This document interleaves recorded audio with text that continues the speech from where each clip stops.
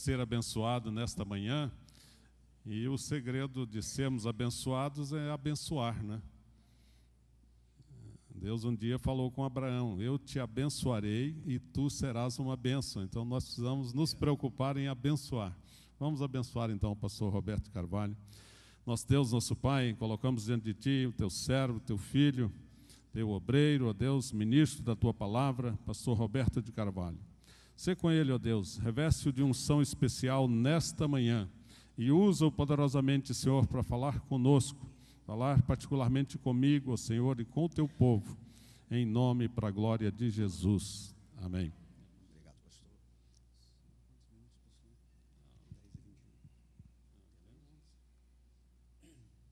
Meus queridos, a paz do Senhor a todos. Vamos abrir as nossas Bíblias. Primeiro livro do profeta Samuel. Nós temos exatamente 38 minutos para ministrarmos esta palavra. Eu quero dizer que estou muito alegre nesta manhã, por estar entre vós, na minha igreja, e podendo rever pessoas tão queridas, como o irmão Valdilei. Valdilei vai ser apresentado hoje à noite na igreja como membro. Ele é ex-padre, viu, irmãos? E, para a glória de Jesus, converteu-se há alguns anos, tem um testemunho impactante, está ali com a sua digna esposa, sua querida filhinha, e hoje à noite vai ser apresentado como membro da Catedral da Família. Os irmãos querem aplaudir o Senhor por isso? Deus abençoe, Valdilei. Há mais de 20 anos nós somos amigos. Quando ainda ele era sacerdote da Igreja Católica, nós já éramos amigos.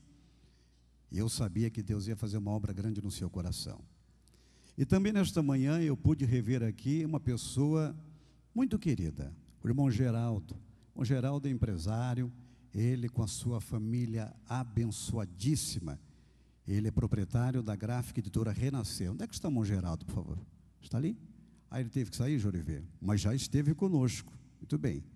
E ali está o seu filho, Jorivê, e a doutora Graziele. Olha ali. Jorivê, por favor, levante a mão assim. Sua esposa, odontóloga, a doutora Graziele, suas lindas filhas. É uma família queridíssima. Pastor Edson, doutor Jorivê, doutora Graziele, com certeza estarão vindo para cá também, viu? Para servir a Deus conosco em nome de Jesus. Vamos aplaudir o Senhor por eles também? Amém? 1 Samuel capítulo 11.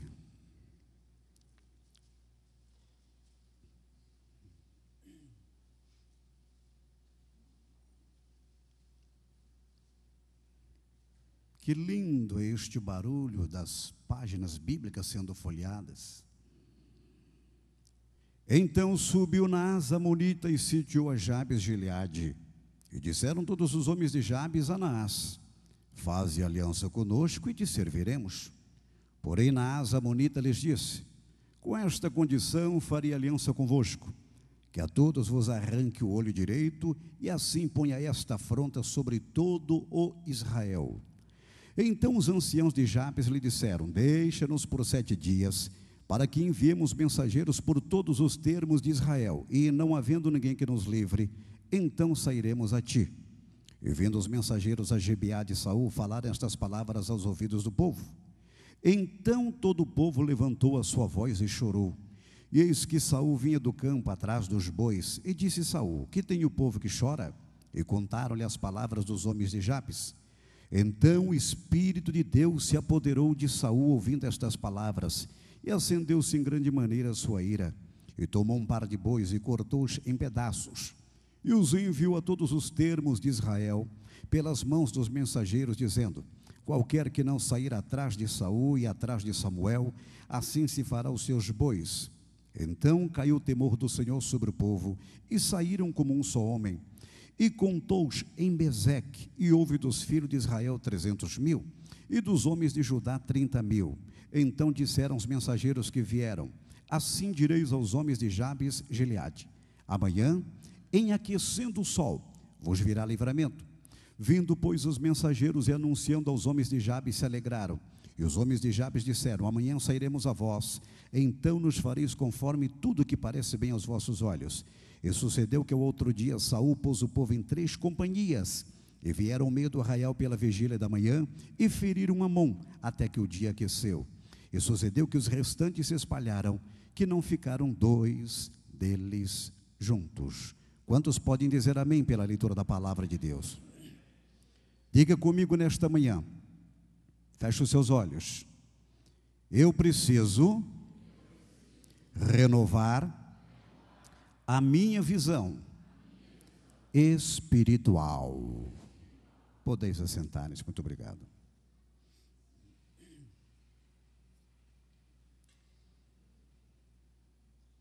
Queridos irmãos, como o pastor Edson Ribeiro já adiantou, nós hoje teremos um texto diferenciado, avulso. Não vamos falar sobre uma lição da Escola Bíblica Dominical. E eu estava ali sentado, glorificando a Deus, quando o pastor Edson Ribeiro de Carvalho fazia o introito de suas palavras. E quando ele realmente textualizou o que estava no seu coração, falando sobre o Salmo 116, Deus confirmou a palavra que eu tinha para esta manhã. Principalmente no último versículo, quando se diz que o Senhor livrou os meus pés da queda. Na sequência, o pastor Edson disse: o diabo tem feito de tudo para nos derrubar. Em síntese, tudo isto que ele disse está inserido no nosso contexto. Escute-me. Indubitavelmente, dos 5 sentidos que Deus nos deu, tato, olfato, paladar, visão e audição, o que mais se relaciona com a vida cristã é, com certeza, a visão. Tanto é que Jesus, frequentemente, durante o seu brilhante ministério, utilizou-se de 2 verbos alusivos a esta realidade: olhai, vede. Com isto, Jesus estava corroborando, fortalecendo a necessidade de que todos nós tenhamos uma visão espiritual aperfeiçoada. Quando Cristo nos alcançou com seu amor salvífico e inigualável, Ele não nos chamou para uma mera confraria, para uma mera agremiação religiosa. Os beócios ou ignorantes deste mundo, que nada compreende das coisas espirituais, dizem que nós apenas estamos brincando de religião. Eu quero vos dizer, seguramente, que quem brinca de religião são seguidores de Vó Rosa. Quem brinca de religião são aqueles que creem nos conselhos místicos e esotéricos de Mãe Diná ou Walter Mercado.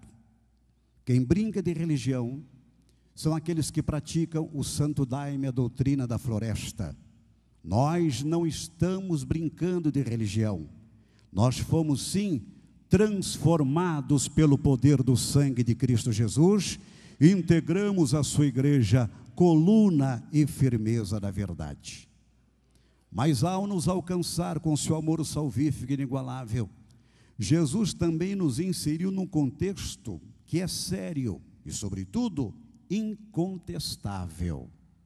Nós estamos participando de uma verdadeira guerra. Esta guerra, ela é infinitamente superior à Primeira Guerra Mundial, que ocorreu entre 1914 e 1918, e deixou um triste saldo de 9.718.000 pessoas mortas. Ela é infinitamente superior à Segunda Guerra Mundial, que ocorreu entre 1939 e 1945, e deixou um triste saldo de 51.238.000 pessoas mortas.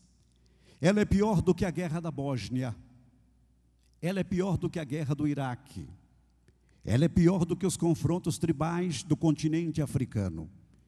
Esta guerra é terribilíssima, porque ela é, sobretudo, espiritual. A imprensa falada, escrita e televisionada não a propaga porque não a conhece. Mas a Bíblia Sagrada, a infalível, bendita e imutável palavra de Deus, nos revela como somos nós partícipes desta guerra espiritual. Eu gostaria que você abrisse aí a sua Bíblia em Efésios capítulo 6, versículos 10 a 13.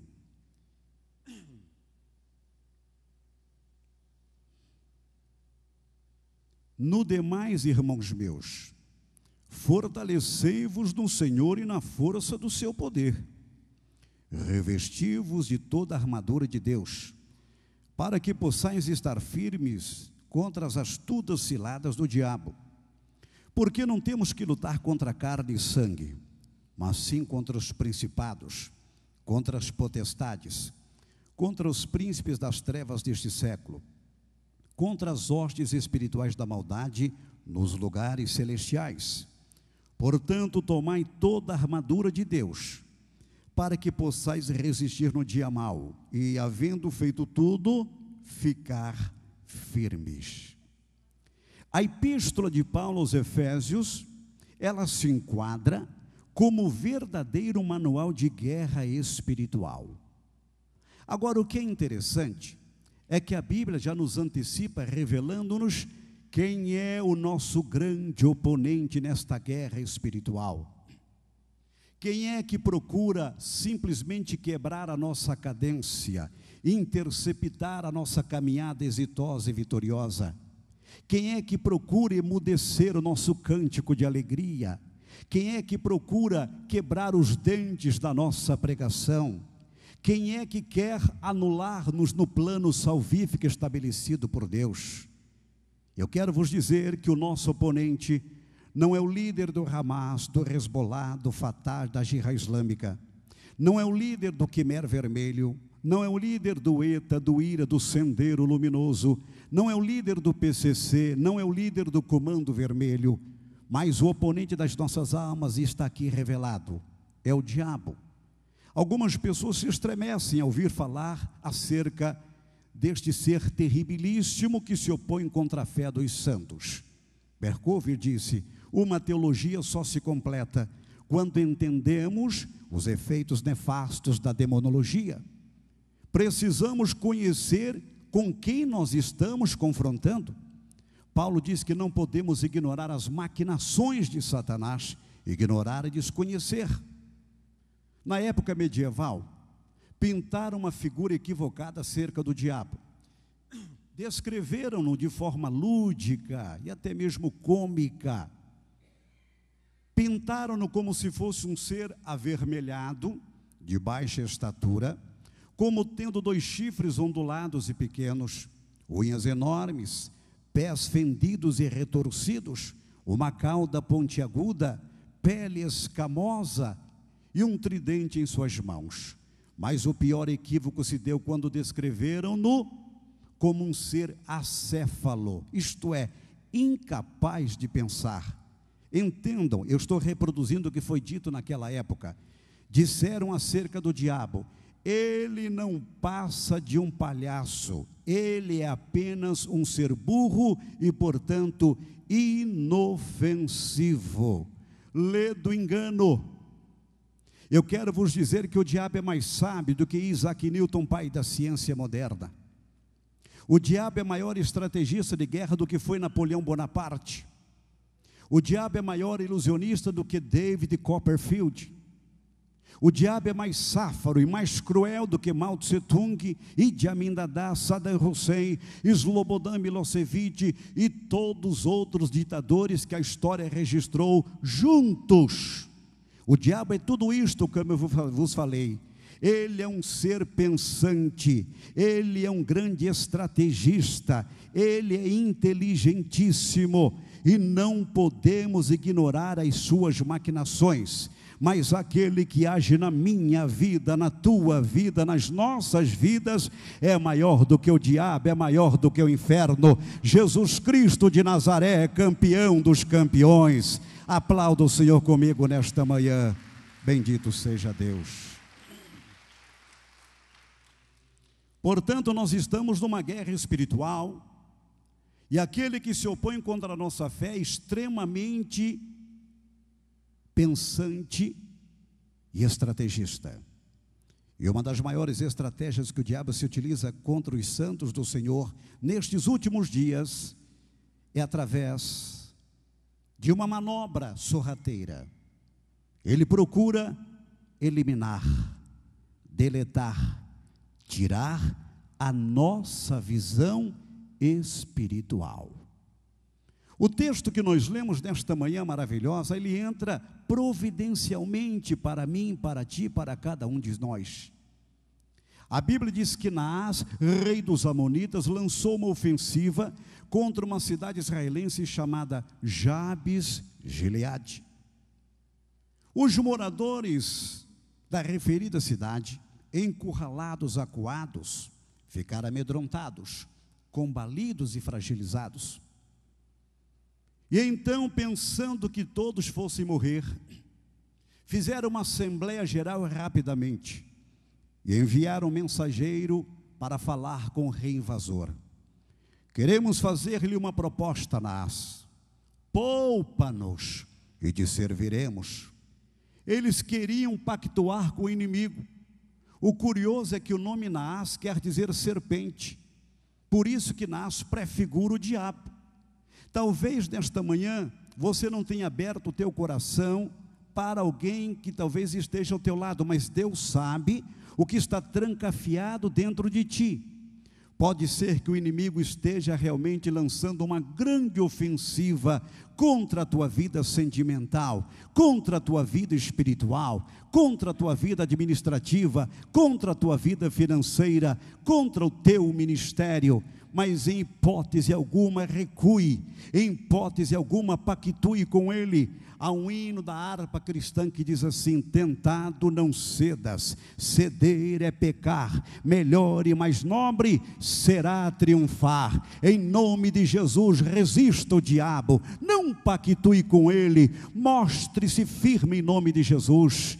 Diga: eu estou em pé pela fé e vou contra ti, mas em nome do Senhor que me dará a vitória. Bendito seja Deus.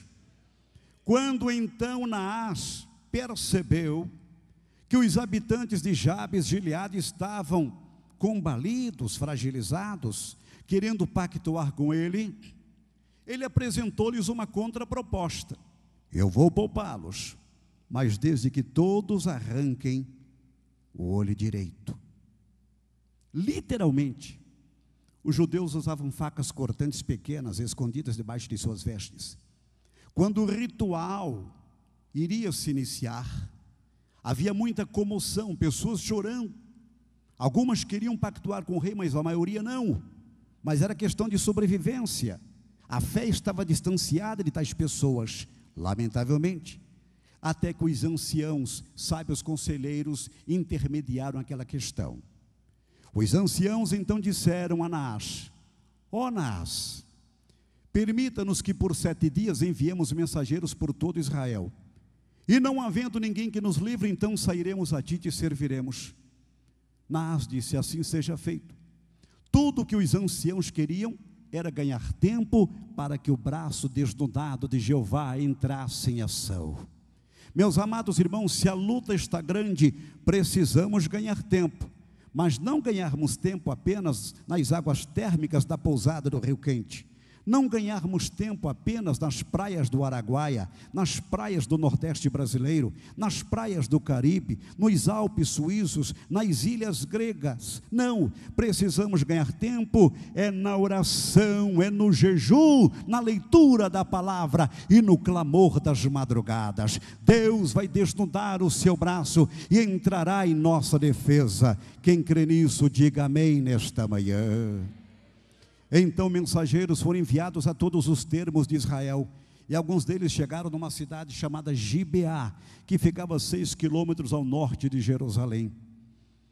E esses mensageiros reuniram todos os moradores de Gibeá e contaram-lhe suas mazelas e desditas. Resultado, diz a Bíblia, que todo o povo chorou. Toda a cidade pranteou a dor dos habitantes da cidade co-irmã. Romanos 12,15, a Bíblia diz: alegrai-vos com os que se alegram e chorai com os que choram. Nós precisamos sentir a dor alheia, Nós precisamos usar de misericórdia para com aqueles que estão sofrendo. A palavra misericórdia quer dizer transportar-se para a pele da pessoa que sofre as aflições. E nós precisamos ter este sentimento. Cristianismo sem misericórdia, cristianismo sem amor, cristianismo sem compaixão é mera confraria religiosa. E os habitantes de Gibeá choraram. Enquanto isto acontecia, no capítulo 10 de 1 Samuel, ocorria a unção de Saul como rei de Israel. Saul foi o primeiro rei de Israel. Ele teve duas unções. A primeira ocorreu secretamente em Zuf. A segunda ocorreu em Mispá, a 7 quilômetros de Jerusalém, publicamente, e ambas foram oficializadas pelo profeta Samuel. Samuel derramou óleo sobre a cabeça de Saul, confirmando, portanto, Saul como o primeiro rei de Israel, não pela vontade de Deus, mas pelo clamor popular. Irmãos, eu quero focar Saul aqui na sua primeira fase, porque Saul teve uma trajetória dividida. A sua primeira fase foi brilhante, a sua segunda fase foi preocupante, e a última fase foi catastrófica.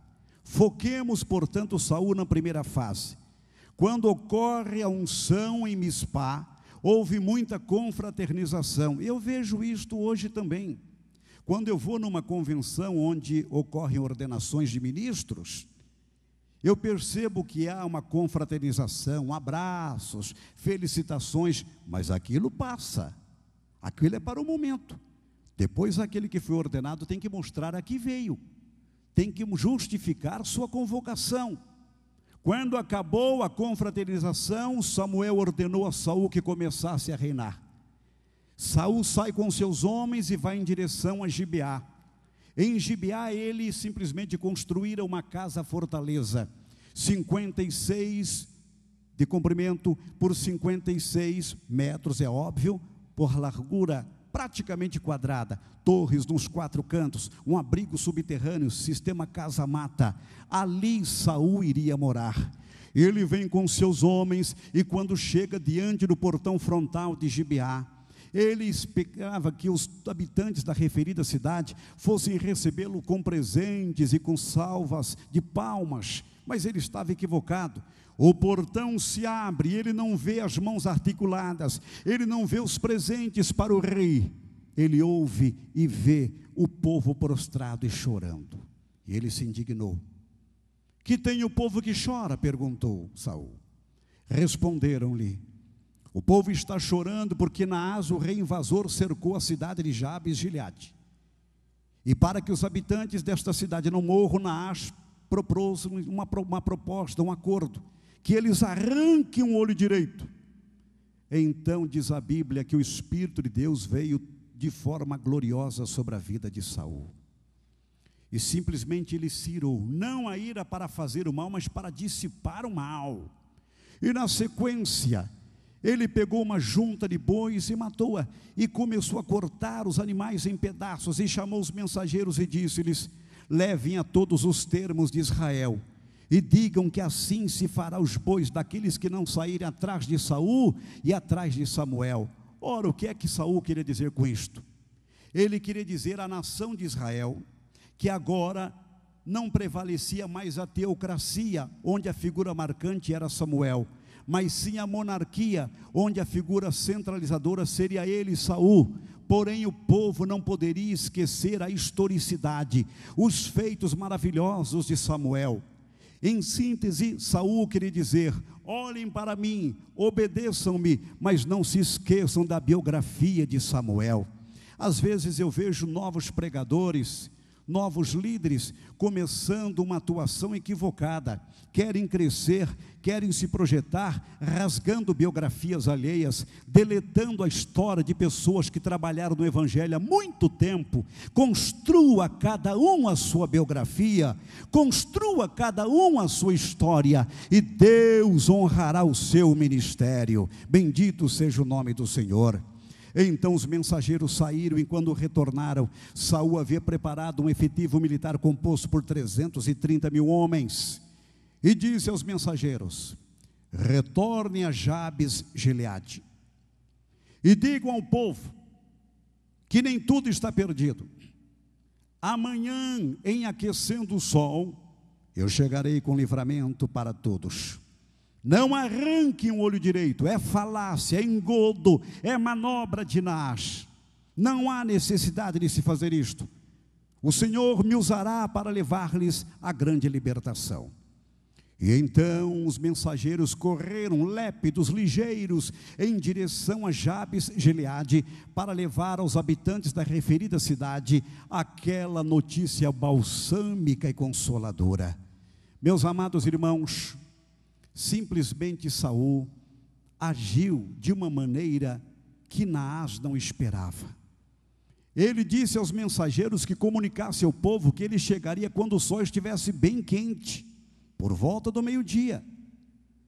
Acredito eu, não diz a Bíblia, que quando os mensageiros chegarem em Jabes Gileade, já que a cidade estava cercada pelo rei invasor chamado Naás, tiveram que pedir permissão àquele ditador cruel para entrarem na sua própria cidade. Naás permitiu com certeza. E dentro da cidade, então, os mensageiros reuniram todos os moradores e altissonantemente disseram: nós temos agora um rei, ele se chama Saul, ele é homem de guerra, e ele mandou dizer-lhes que não arranquem um olho direito, ninguém faça isto. Amanhã, quando o sol estiver bem quente, ele chegará com socorro para nós. E o povo jubilou e glorificou a Deus, porque a vitória estava a caminho. Eu quero abrir um parêntese para falar para ti: nem tudo está perdido. Eu sei que a sua situação pode parecer caótica, talvez você esteja no fim de uma situação periclitante na sua imaginação. Eu estou no fundo do poço, mas a providência de Deus está a caminho. Deus, Ele vem com a vitória para a tua vida, no aspecto familiar, reorganizando a sua estrutura de família, no aspecto financeiro, virando o seu cativeiro. Chega de dever no banco, chega de viver na mão de um agiota. Eu profetizo vitória na tua vida. O Deus provedor, Ele entra com providência na sua vida. As ameaças que você vem recebendo cairão por terra. As soluções para os problemas mais diversos, estas soluções estão a caminho. Você crê? Então glorifique a Deus comigo nesta manhã. Mas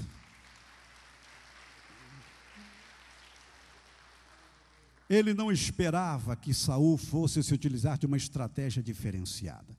Se Naás era um grande estrategista, Saul era muito mais competente do que ele. Naás então ordena suas tropas que se entreguem ao ócio. Ora, este rei de Israel nada entende de guerra. Ele virá amanhã quando o sol estiver bem quente. Não é um horário ideal para que as tropas lutem. Em breve irão a exaustão. Então ele comanda as suas tropas e as entrega ao ócio. Bebam, durmam, comam, tirem as caneleiras, tirem os peitorais, joguem os escudos, rodelas, espadas, lanças, tirem tudo, porque a guerra só se dará amanhã por volta do meio-dia. Temos muito tempo para o ócio e para o descanso. E então as tropas de Naás se distraem. Era tudo que Saul queria. E se entregam à bebida, à comida, às danças, se entregam à promiscuidade. E a noite vai. E estas tropas não esperavam um elemento surpresa da parte de Saul.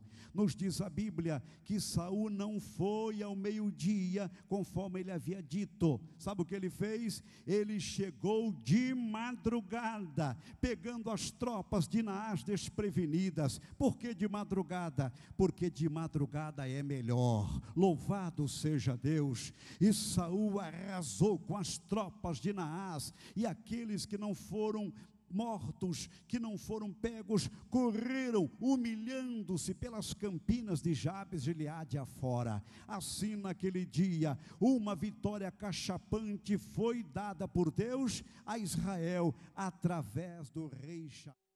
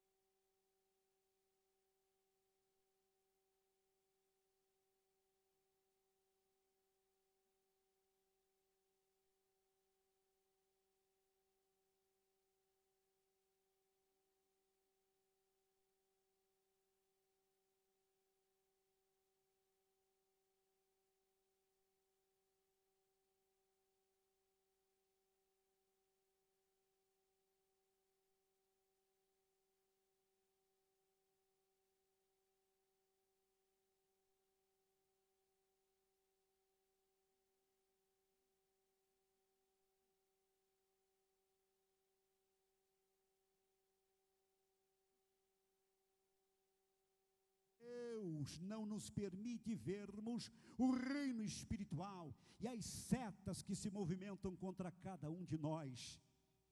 Nesta guerra espiritual, o alvo que o diabo quer alcançar não é a Casa Rosada, não é a Casa Branca, não é o Palácio de Buckingham, mas sou eu, és tu, somos todos nós. A igreja é o alvo do diabo.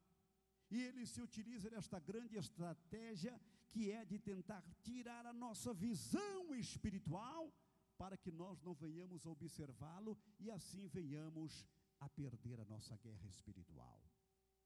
Olhem, para quem entende um pouco de boliche, sabe o que o diabo quer fazer conosco? Um strike.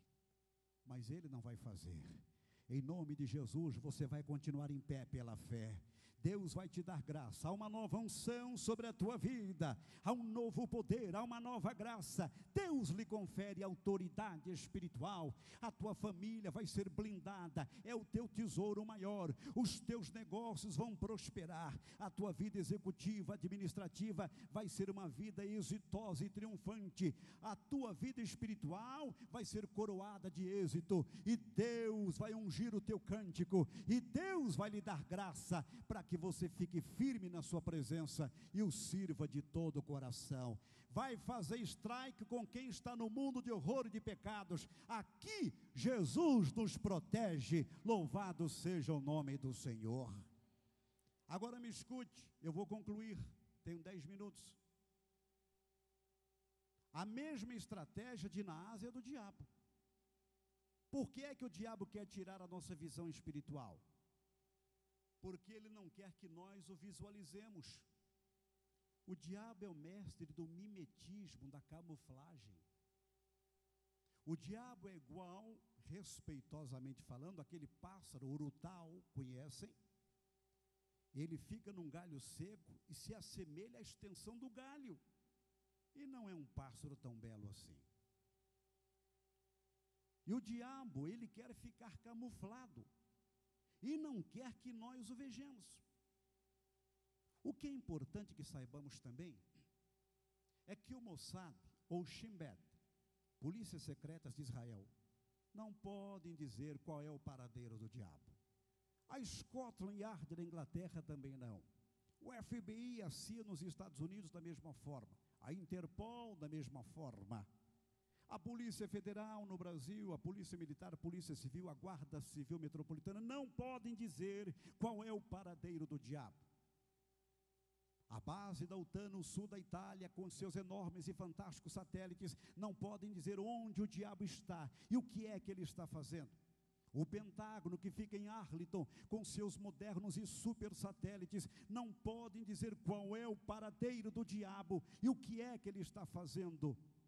Mas há um grupo na terra que, através de uma visão espiritual, pode dizer onde o diabo está e o que é que ele está fazendo, e pode anular todos os seus feitos. Estes são os santos de Cristo Jesus, a igreja do Senhor. Você pode anular o diabo através da sua visão espiritual, e é por isso que o diabo quer eliminar a sua visão, porque ele sabe que você percebe quando ele está presente, seja qual for a esfera de ação. Agora, o que me preocupa é uma invasão no seio da igreja, principalmente, de fatos novos e nocivos. Nocivos à identidade real da igreja, à essência do verdadeiro cristianismo, que procura adentrar ao seio da igreja, e algumas pessoas defendem esta prática, dizendo que é uma fase de transição. Cuidado, queridos, toda transição, ela acontece por etapas, e toda transição tem que ser trabalhada para que não fiquem traumas. O diabo é um grande estrategista, e muitos perderam a visão espiritual, o olho direito, e não percebem quando é o diabo que está agindo. Por exemplo, eu estava numa igreja há poucos dias atrás, ministrando em um congresso de jovens, e no final do culto, no domingo, o pastor foi dar os avisos e disse: jovens, o que é que nós vamos fazer na sexta-feira? Aí os jovens gritaram: vamos inaugurar o nosso bar. Eu pensei que fosse o bar mitzvah, o ingresso do jovem judeu na comunidade judaica. Aí perguntei ao meu colega de banco, escuta, bar? Ele disse sim.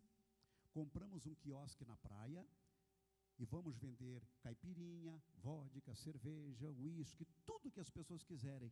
E ali vai ser um pod de evangelização. O diabo é terrível, irmãos. Para muitos isto é uma prática comum. Recentemente eu estava em São Paulo, ministrando um seminário de escatologia, peguei o jornal para ler na manhã e vi numa coluna logo embaixo: hoje, inauguração da primeira boate gospel. Eu estava em Porto Velho, capital de Rondônia, e da sacada de um hotel eu vi um outdoor: participe do bloco carnavalesco gospel. Tudo é muito sério. Recentemente, aqui em Goiânia, uma certa igreja abriu as portas do santuário, as cadeiras foram afastadas e instalaram um tatame para lutas de artes marciais. Ah, se não fosse as unidades do SAMU estarem perto. Que vergonha! Isso é papel que a igreja deva desenvolver? E essas coisas estão acontecendo e as pessoas acham muito normal. Mas, meus amados, é normal para quem perdeu a visão espiritual, o olho direito, e não percebe que quem está por trás de toda esta onda avassaladora é o diabo, o mestre da camuflagem. Queridos, precisamos estar atentos, porque estamos em guerra espiritual. Cuidado com a TV. A TV tem o seu lado edificante, é óbvio que tem, mas tem o seu lado maléfico. Cuidado com os reality shows, a Fazenda, Big Brother. O que é isso? Isso é lixo. Cuidado com o pânico na TV. Aliás, a TV brasileira, em termos de lixo, ela é campeoníssima. Já viram a salada de frutas de mulheres que estão fazendo? Tem mulher moranguinho, tem mulher jaca, tem mulher melancia, tem mulher bandida, tem mulher múmia. É um desserviço que se presta à mulher de virtude. Ainda bem que a mulher cristã é diferenciada, louvado seja Deus. Esteja atento, cuidado com os sites de relacionamentos, cuidado com os orkutes. Pastor, mas isto é ruim? Não, é preciso apenas policiamento, atenção redobrada. Olha, eu estava numa certa cidade há poucos dias atrás. Eu tenho uma família muito querida naquela cidade. Quando eu vou ministrar, esta família me chama para um almoço saboroso. E eu cheguei para almoçar. Lá estava o casal, o filho e a filha estavam ausentes. Eu perguntei ao irmão: onde está a sua filha? Sempre quando eu aqui venho, ela vem cumprimentar-me. E o homem abaixou a cabeça e começou a chorar. A esposa também, o filho também. E ele disse-me: pastor, nossa filha começou a relacionar-se virtualmente com um homem, através da internet, é óbvio. E ela não o conhecia pessoalmente, e ele veio para a nossa cidade. Nós não sabíamos, convidou-a para um encontro no shopping center, ela foi e nunca mais voltou. Ele a matou, roubou o seu carro, sacou todo o dinheiro que ela tinha na sua conta e carbonizou o seu corpo. Cuidado, é guerra. Cuidado com aqueles galanteios lá no trabalho. Cuidado com aqueles galanteios na faculdade. Cuidado com aquela voz aveludada, trabalhada, preparada para massagear o ego. Cuidado, é guerra. Tu tens o olho direito. Em nome de Jesus, eu vou pedir ao Senhor que derrame o colírio da graça sobre o teu olho direito nesta manhã. E você vai dizer: Satanás, em nome de Jesus, ausenta-te do lugar onde eu estou, porque eu sinto o cheiro de enxofre, percebo o cascavelar da sua ação, e eu te repreendo em nome de Jesus. Saia! Louvado seja Deus. Receba colírio da graça nesta manhã. Renove a tua visão espiritual. Esteja apto a vencer o diabo nesta guerra espiritual. Concluindo, eu tenho aqui em Goiânia uma família muito amada também, dentre tantas. O casal tem 2 filhos, e um dos garotos tem hoje 10 anos, na época tinha 8 anos. E quando eu passo por ali, o garoto vem e me abraça, o outro também, e eu tenho que me abaixar para abraçá-lo. Mas eu passei naquela residência há poucos anos atrás, 2 anos atrás. E o garoto não me abraçou, e eu perguntei à sua mãe: o que está acontecendo? Ele está esquivando-se. Ela disse: olha, pastor, ele está assim tem 2 dias. Eu cheguei e perguntei-lhe o que estava acontecendo. Ele disse: a culpa é sua, pastor Roberto. Disse: minha? Disse: sim. O senhor escreveu um livro intitulado O Anticristo, que é isso aqui. E no livro o senhor diz que o cantor e compositor Alceu Valença compôs e interpretou uma música intitulada Anunciação, que diz: tu vens, eu já escuto os teus sinais. E o senhor diz no livro que a música tocada ao reverso tem uma mensagem satânica. Tocada ao reverso tem um trecho da música que é uma ofensa a Deus e diz: anjo sujo é Jeová. Eu disse: é verdade, eu disse isso no livro mesmo. Pois é, pastor, este é o meu problema. Amanhã eu vou estar na escola e eu vou ter que cantar esta canção diante da classe. Como é que eu posso cantar uma música que tem uma mensagem subliminar desta natureza, ofendendo ao Deus do meu pai, da minha mãe, o Deus do meu irmão, Deus da minha vida, o Deus que me deu vida, saúde, que me batizou com Espírito Santo e fogo? Como posso eu cantar esta canção? Meus lábios são puros, pastor, eu só canto corinhos, eu canto hinos, eu canto músicas evangélicas, e eu não posso me prestar a este desserviço ao reino de Deus. Eu disse-lhe: use um elemento surpresa, cante aquilo que tu cantas da igreja. Pastor, mas e aí? O que vai acontecer? O resto deixa com Deus. E eu saí, e ele se alegrou, pediu algo para comer, mas quando o dia amanheceu, a mãe disse: filho, venha tomar o seu café para que você vá à escola. Ele disse: eu estou consagrando minha vida hoje, minha mãe. Pegou a mochila, colocou nas costas e saiu como um gladiador, marchando para uma grande batalha. Quando ele chegou na escola, os garotos começaram a rir e dizer: você sabe que você vai cantar hoje diante da classe? Como os filhos dos profetas fizeram com Eliseu no passado. Ele disse: bem, eu sei, calai-vos. Chegou na classe, sentou na carteira, fez a sua oração e disse: Deus, seja comigo. Os alunos entraram, a professora vivia um drama e ele não sabia. O marido o abandonou na noite anterior. Desesperada, ela escreveu 2 cartas, uma para a diretora da escola e outra para entregar para aquele aluno que era o representante da classe. E ela programou o seu suicídio logo mais após a aula. Seria a última aula que ela daria. E quando ela entrou na classe, ela olhou para os alunos, perlustrando o ambiente com seu olhar doce e meigo, e chorou. Fez a chamada, colocou as 2 cartas em cima da mesa e disse: Júnior, como eu programei, venha cantar aqui na frente. E o garoto levantou-se.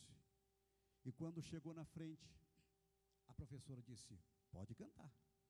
Ele disse: a senhora tem certeza? Ele queria ganhar tempo para enquadrar o elemento surpresa. Pode, meu filho, aliás, eu tenho pressa. Ele olhou para ela, olhou para os alunos, e todos esperavam que ele fosse cantar a canção de Alceu Valença. E ele começou a cantar: o sangue de Jesus me lavou, me lavou. O sangue de Jesus me lavou, me lavou. E a glória do Senhor tomou conta daquela classe. A professora foi impactada, ajoelhou-se ao lado dele, colocou as mãos sobre as suas pernas inocentes e disse: que coisa linda, não era o que eu queria, mas era o que eu precisava. Eu quero te dizer que aqui tem uma carta, eu entregaria para ti, eu queria morrer porque eu fui abandonada, mas depois de ouvir isto, eu não quero mais morrer, eu quero é viver, eu quero é ter vitória na minha vida. Bendito seja o nome do Senhor. Ele disse: se a senhora quer tudo isso, vá na igreja onde meu pai é pastor, porque quando meu pai prega, Deus abençoa. E ela foi à noite, rendeu-se a Cristo, ela deixou o caminho da morte e passou a trilhar o caminho da vida, e vida em abundância. Jesus Cristo, Senhor, porque aquele garoto foi um instrumento usado por Deus, porque tinha visão espiritual aperfeiçoada. Fique em pé comigo em nome de Jesus. É possível?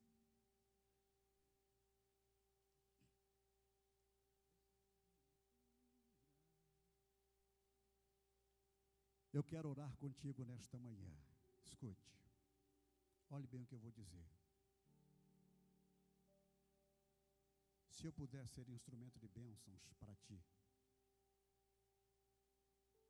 que Deus me use nesta hora. Se você sentir de Deus, venha aqui à frente para orarmos juntos em nome de Jesus. Venha renovar a sua visão espiritual, o olho direito. Esta igreja é diferenciada porque ela é a catedral do amor, da união, a catedral da família. Aqui nós queremos nos ajudar mutuamente. Eu conheci hoje o Rogério, né, Rogério? Nós falamos, gostei muito de ti. Que bom, que bom, que bom. Glória a Deus. Pode vir aqui mais pertinho. Pare um pouco. Desconecte-se deste mundo. Tire a tomada. Tire. É você e sua necessidade agora. É você e Deus aqui nesta manhã. O Senhor vai derramar o colírio da graça sobre o teu olho direito e você vai dizer: eu me nego a pecar contra o meu Senhor. Eu me nego a mostrar-me frouxo no dia da angústia, porque então a minha força seria pequena, como diz a palavra. Tudo posso naquele que me fortalece. Quando eu não posso, Deus peleja por mim. Quando a minha força é diminuta, a glória do Senhor me empurra e me leva a conquistas fantásticas. Quando parece que eu me encontro só, miríades de anjos me acompanham, e a mão bendita do Senhor me diz: filho, eu estou contigo, tu não estás só. Em nome de Jesus, coloque a tua mão sobre o seu olho direito. Comece a orar e ouça esse louvor.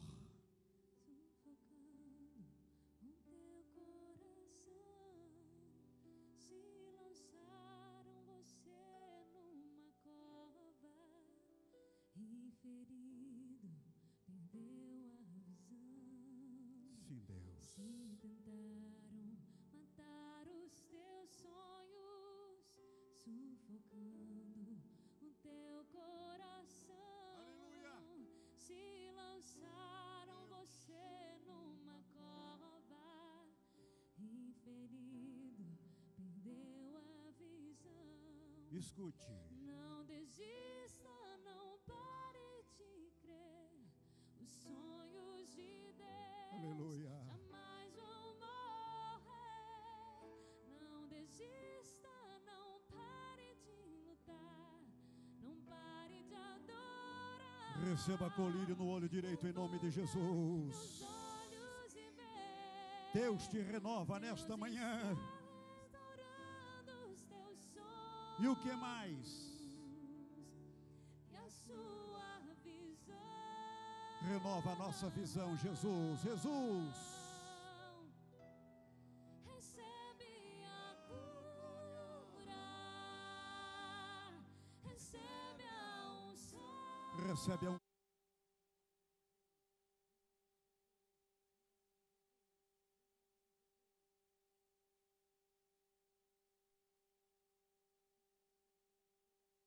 maligno que toda a maquinação do diabo flado se de Jesus. unção de ousadia, Oh, aleluia. unção de conquista, unção de pureza. Recebe a cura. Recebe a cura. Em nome de Jesus, em nome de Jesus. A unção Recebe a unção. Unção espiritual. Olho direito. de ousadia, Aleluia. unção de conquista, Oh, meu Deus. unção de multiplicação. Atenta para esta mulher, meu Pai. Atenta para este homem. Atenta para este adolescente, para o jovem. Atenta para a moça, para o rapaz, para o pai de família, para o obreiro, para a obreira. Socorre-nos, Deus. Entra com providência. Unção de multiplicação. Abra os seus olhos agora e veja, você está vendo bem. O diabo não tirou-te a visão direita.